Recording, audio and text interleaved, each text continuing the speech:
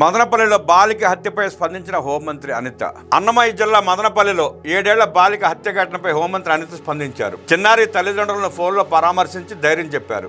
నిందితులకు ప్రభుత్వం కఠిన శిక్ష పడేలా చేస్తుందని హామీ ఇచ్చారు. కుటుంబానికి న్యాయం జరిగేలా చూస్తామన్నారు. ఘటనపై ఎస్పీతోనూ మాట్లాడారు. కేసును సీరియస్ గా తీసుకుని చట్టపరంగా నిందితులకు శిక్ష పడేలా చూడాలని ఆదేశించారు. ఈ ఘటనపై మరో మంత్రి సంజయ్ రాణి తీవ్ర ఆగ్రహం వ్యక్తం చేశారు. బాలిక హత్య సాధారణ నేరం కాదన్నారు.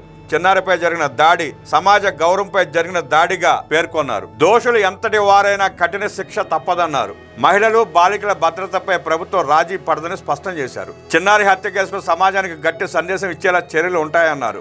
సోమవారం అదృశ్యమైన 7 ఏళ్ల బాలిక మృతదేహాన్ని ఎదురుగా ఉన్న కులవర్ధన్ అనే వ్యక్తి ఇంట్లోనే గుర్తించారు. అత్యాచారం చేసి హత్య చేసినట్టు అనుమానాలు వ్యక్తమవుతున్నాయి. కులవర్ధన్ పోలీసులు అదుపులోకి తీసుకుని విచారిస్తున్నారు. మదనపల్లి బాలికకు పోస్ట్ మార్టం పూర్తి చేశారు. అతి కష్టం మీద డెడ్ బాడీని ఆసుపత్రికి తరలించిన పోలీసులు పోస్ట్ మార్టం అనంతరం మృతదేహాన్ని తల్లిదండ్రులకు అప్పగించారు.